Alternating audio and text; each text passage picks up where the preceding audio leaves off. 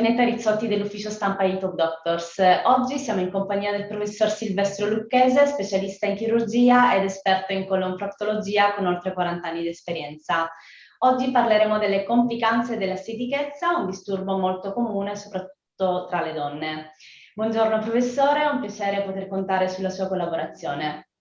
Dottoressa, la ringrazio per l'invito e soprattutto l'argomento che è estremamente interessante perché spesso e volentieri nasconde situazioni che possono essere foriere di grosse problematiche ma anche di, diciamo, di rischi importanti. Allora, la domanda era la stitichezza. La stitichezza che cos'è e quali sono le sue conseguenze? Sì. Stitichezza è tutte le alterazioni del nostro transito intestinale che noi aspettiamo quotidianamente. Quando abbiamo delle alterazioni dobbiamo rivolgerci al nostro medico per consigliarci. Internet è molto interessante perché riesce a spiegare tante cose, però dobbiamo rendere semplice quello che in realtà talvolta è ancora più semplice di quello che immaginiamo. La funzione si chiama fisiologica, ovvero devi fare quello che il tuo corpo ti dice. Purtroppo la maggior parte di noi è condizionato da orari, da situazioni di impegni sociali, quindi spesso e volentieri deve interrompere la defecazione perché deve andare via di corsa oppure deve rimandarla o così via e così via. Gli animali liberi che non lo fanno, infatti, non soffrono delle conseguenze della stitichezza, che è la domanda che lei mi ha fatto prima. Quindi ogni volta che noi alteriamo i nostri ritmi fisiologici ne paghiamo il prezzo. D'altra parte è come se noi accelerassimo su un'automobile intanto tenendo il piede del freno sopra o interferendo con quelli che sono i funzionamenti normali. Le conseguenze della stitichezza, le più frequenti, sono legate innanzitutto a problematiche di sofferenza quotidiana, che talvolta sono estremamente gravi. Io ho visto casi di persone soffrire e condizionare i propri impegni sociali, addirittura in base al fatto se vanno di corpo o meno. Alcuni sono i rappresentanti di commercio. Persone che mi dicono, ma io non so poi la mattina quando esco perché non posso prendere impegni perché mi trovo poi dopo che non so se sono andato di corpo o meno, poi sto fuori tutto il giorno e se mi scappa, e allora ho visto situazioni tragiche. Ho visto, mi raccontava un paziente che con la fidanzata aveva fatto 40 km per andare a una spiaggia in un posto bellissimo, e dopo 5 minuti che stava lì lei ha avuto lo stimolo ad andare di corpo, soffriva di stitichezza, quindi ha dovuto ritornare indietro e lei lo ha cacciato di casa fin quando non ha esplicato la sua funzione e poi per ritornare un'altra volta, quindi farsi questo avanti e indietro, per cui sono situazioni estremamente gravi. Allora dobbiamo arrivare a capire quando c'è un'alterazione dobbiamo fare una diagnosi. Le alterazioni più frequenti sono rappresentate innanzitutto da situazioni di forzare la natura. Se la natura, quando sei libero, ti dice ti scappa, falla. Se tu rimandi, ovviamente ti trovi che poi, se rimandi per esempio al giorno dopo qualcosa, le feci sono diventate più dure e così via, si formano sacche d'aria, eccetera, eccetera. E una delle sofferenze più frequenti che si trova adesso anche in giovane età è rappresentata dai diverticoli. I diverticoli non sono nient'altro, io porto sempre un esempio. Immaginiamo un tubo per innaffiare, quelli che hanno la rete internamente, non so se l'avete mai visto, tutti i trasparenti. Ecco, immaginate che a un certo punto in questa rete si forma una parte più debole, dove piano piano fa una bolla, e quello si chiama diverticolo. In realtà il diverticolo può essere, noi se guardiamo, facciamo un esempio, durante la coloscopia, vediamo internamente, vediamo che c'è un buchetto sulla parete, però dietro a questo buchetto ci può stare una sacca gigantesca oppure una cosetta piccola piccola, un po' come un corridoio, no? Tutte porte, una porta è lo stanzino delle scope, un'altra è un salone di 200 metri quadrati. È ovvio che quando ci formano queste estroflessioni, è chiaro che dentro ci va a finire il contenuto fecale. Ma se noi abbiamo un'estroflessione fatta così, per esempio a forma di cupola, come entra esce. Se noi abbiamo un buchino stretto, entra la popò e trova un piccolo pezzettino, si può infiammare, può andare in putrefazione, non succede niente. Ma se dietro c'è una grossa stanza, visto che parliamo di corridoio, e la popò rimane lì dentro, ecco che abbiamo poi l'infiammazione, la putrefazione, l'infiammazione, talvolta la sofferenza della mucosa che si può perforare, dando luogo a delle peritoniti, talvolta mortali, oppure sanguinare perché si infiamma, è brutto, oppure dove c'è la parete che si è alterata, avere nel lume una strettoia. E talvolta dobbiamo operare dei pazienti perché hanno il lume bloccato. Mi spiego? Quindi talvolta le emorragie possono essere anche importanti. Ecco. Quindi questa, una delle complicanze più frequenti sono i diverticoli. Altre complicanze frequentissime sono tutto ciò che interessa invece l'apparato. Ovviamente abbiamo escluso da questo, non abbiamo parlato delle infiammazioni del colon, no? Della stitichezza, la colite, eccetera, eccetera. Ma tutto questo deve essere sempre visto da uno specialista che faccia uno studio dell'organo dell'apparato. Infatti, quando si parla di queste malattie, la cosa fondamentale è la diagnosi. Solo una diagnosi precisa e documentata ti permette di fare una terapia che sia estremamente corretta, ma anche valida, efficace. Spiego?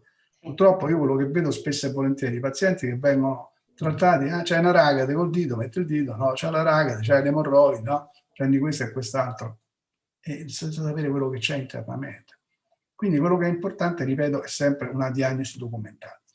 Allora, tornando al discorso invece di quelle che sono le malattie più frequenti, quelle più frequenti poi sono rappresentate, oltre a tante altre patologie che per male possono insistere, ma le più frequenti sono rappresentate dalle patologie emorroidarie. Le emorroidi, quelle che vengono chiamate popolarmente emorroidi, non sono nient'altro che vene varicose del plesso emorroidario. Concetto di base: dove stanno queste vene emorroidarie e che cosa vuol dire? Che funzione hanno? Normalmente le vene emorroidarie rivestono internamente la mucosa del retto.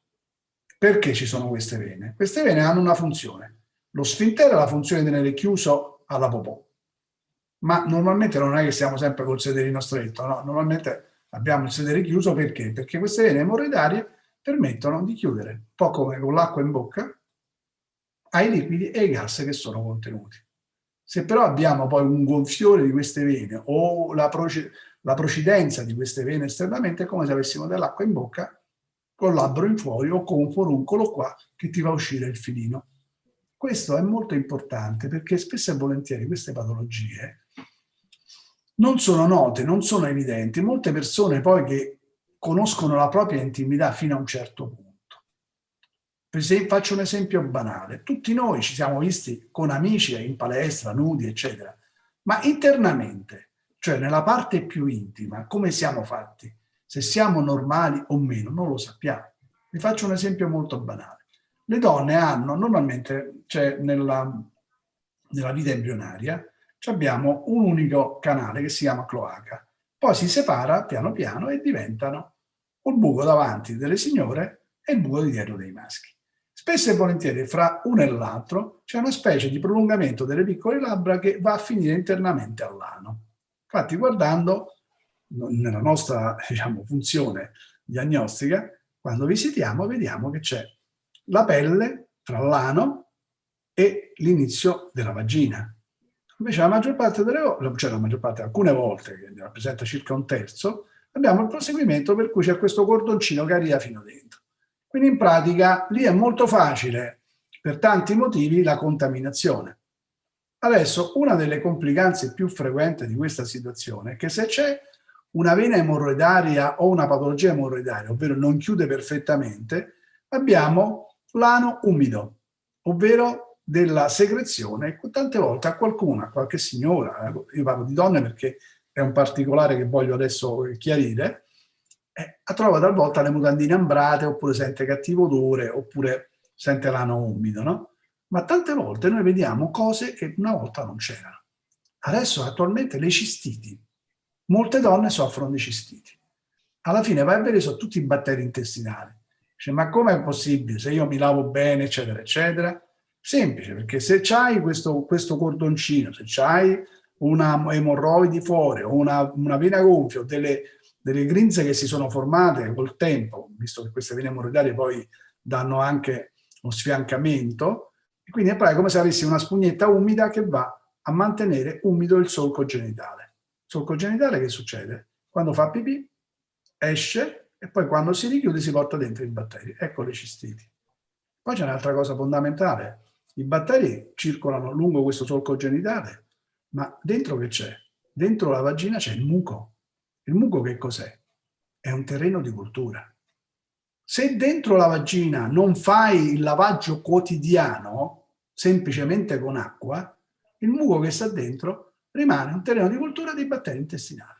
Infatti una volta le nostre mamme, le nostre nonne usavano nei bagni, c'era appeso sempre un sacchettino con un tubicino con rubinetto, in cui le nostre nonne e le nostre mamme si facevano il lavaggio internamente. Per cui una delle cause principali di cistita nella donna, ma all'epoca la candida, le cistiti, tutte queste cose qua non ci stavano. Adesso qualunque ragazza ha avuto quello, quell'altro, tutte quante, pure in giovane età. C'è qualcosa che non va, mi spiego? Quindi questa è una delle complicanze più frequenti. Quindi dico, semplicemente con la doccetta, di tanto lavarsi internamente e poi lasciare che scoli fuori, semplicemente con acqua. Quello farlo quotidianamente è una buona cosa, mi spiego? Tornando al discorso delle emorroidi, quindi allora, quando soffrono queste vene emorroidali è un po' come le vene delle gambe. Le emorroidi rappresentano forse la causa principale di complicanze della stitichezza, apposta io vi sto trattenendo un po' sulle emorroidi e le complicanze. Quindi che succede? Succede che queste vene soffrono e i tessuti soffrono. Soffrono anche i legamenti che mantengono la mucosa internamente. Per cui succede che a un certo punto è come una manica che comincia a allentarsi e a cascare internamente nel lume. Tante volte cade e va a essere eccessiva, quindi quando arrivano le feci incontrano la manica e hanno difficoltà a uscire. Quindi nella stitichezza spesso e volentieri abbiamo questa situazione di pazienti che sentono le feci che stanno per uscire, premendo forte escono fuori sottili o a pezzi, le chiamiamo le feci a matita o feci caprine, e poi si ricarica, per cui hanno quello che è il sintomo della defecazione non solo ostruita, ma anche defecazione incompleta. Quindi non riescono a svuotarsi bene, quindi casomai vanno sul bidet e poi devono ritornare sul water, oppure 2 o 3 volte al giorno devono tornare a fare la funzione. In questi casi abbiamo quello che si chiama intosuscizione, che è un'altra delle complicanze della stitichezza ed è una delle cause più frequenti di stitichezza. Il paziente non si svuota bene e questo condiziona, dando poi anche tutte le alterazioni che abbiamo internamente, perché poi diventa più fragile, quindi basta che facendosi il bidet si va con unghia a passare sopra una mucosa sofferente e si forma facilmente una piccola rughetta, una piccola feritina che guarirebbe in un tessuto sano. Però come quando noi vediamo donne che hanno quelle gambe piene di grappoli, di vene, eccetera, col cerottino sopra, quello non guarirà mai quell'ulcera, perché è un'ulcera varicosa, finché c'ha la vena malata sotto non guarirà. Anche ieri sera mi ha mandato una ragazza poverina sofferente che urlava di dolore perché ha questa ragade e sta posizionata sopra un gozzo varicoso gigantesco che l'altro giorno è uscito fuori e quindi poverina questa non guarirà mai là sotto. Quindi abbiamo situazioni che sono legate a quello che è una patologia emorroidale. Orbene, come si fa la diagnosi? Perché la maggior parte delle volte la patologia emorroidaria viene considerata così, vabbè, che c'hai, mi fa male un pochettino, vabbè, prendi questo, eccetera. No, e no. Prima fai la diagnosi precisa. Talvolta noi abbiamo trovato cancri, tante volte abbiamo trovato ragadi sanguinanti, tante volte abbiamo trovato patologie emorroidarie che non hanno niente da fare con la medicina. Può essere sicuramente utile prendere pomate, tutti cominciano a prendere Dafon, quello, quell'altro, eccetera. Sì, che va bene sulle vene varicose, ma come le vene varicose ce l'hai debolmente insufficiente, metti la calza elastica, fai il massaggio, eccetera. Se c'hai i grappoli, purtroppo c'è solo la chirurgia. Ecco che a questo punto torniamo all'elemento chiave, la diagnosi precisa e documentata. Ogni volta che c'è una patologia del genere si deve fare una anoscopia. L'anoscopia, contrariamente alla coloscopia, perché dice ho fatto la coloscopia, no, la coloscopia è un tubo che entra dentro, di solito salta la prima parte perché la coloscopia procede gonfiando, quindi se c'hai delle vene che sono gonfie, però le vene sono morbide, se tu gonfi, quelle si schiacciano alla parete e non le vedi. Tant'è vero vengono indicate emorroidi primo e secondo grado, poi quando le lasci libere, cioè terzo o quarto grado, escono fuori. Quindi la prima cosa è guardare dentro, fotografare metodicamente dal retto man mano che si esce tutto quanto, e poi queste fotografie si mettono sul computer, si ingrandiscono e noi vediamo tante volte piccole lesioni o lesioni importanti che il paziente riesce a vedere anche lui. Io normalmente metto accanto allo schermo le immagini del paziente, ma anche le immagini della normalità. Quindi qualunque lavoro fai, è un po' come la settimana alchimistica, no? Vedi quali sono i piccoli particolari, vedi quello che è rosa, quell'altro che è rosso, quello che è gonfio, quello che è liscio, quello che è... Cioè, alla fine anche il paziente si rende conto di quello che è. Così è importante quando dopo tu hai fatto un intervento, fai un intervento, che fotografi e dai al paziente la documentazione fotografica metodicamente, anche per un gesto di rispetto, prima, durante e dopo, e poi anche i controlli successivi. Per cui la diagnosi, ripeto, deve essere una diagnosi certa, tecnicamente valida e documentata, in maniera tale che quelle fotografie rappresentano anche un documento in grado di essere intelletto sia dal paziente stesso, ma anche da altri colleghi. Io, per esempio, una delle cose che faccio quando opero, se ci sono pazienti che hanno parenti medici, eccetera, invito in sala operatoria, sono lieto che sono presenti, perché le complicanze possono essere tante. Ragadi, abbiamo detto che sono queste piccole fissurazioni, tante volte abbiamo le fistole che sono delle fistole perianali, e talvolta le fistole perianali, in pratica, immaginate è come una tana di una talpa che poi può avere tante diramazioni. Talvolta è una banalità, un piccolo tramitino internamente alla parete da lascessetto. Altre volte mi è capitato di vedere come se fossero le radici di un albero. Addirittura una volta vedi una fistola sacro-coccigia, quindi sull'osso sacro, che in realtà era uno dei tramiti che partiva da un ascesso perianale che arrivava addirittura alla radice dello scroto, con tanti rami collaterali. E quelle sono cose abbastanza gravi. Anche su questo poi ci sono ovviamente tecniche di riparazione moderne, con laser, riusciamo a fare la diagnosi endoscopio, possiamo fare 3000 cose. Però ripeto, la cosa fondamentale, la diagnosi che sia precisa e documentata. Altrimenti la terapia sarà sempre, se è legata soltanto alla visita fatta col dito, lasciamo perdere, non ne parliamo proprio, sarà sempre una terapia insufficiente, aleatoria e inefficace. Professore, l'intervento può risolvere i problemi di stitichezza o possono verificarsi eventi futuri di recidiva?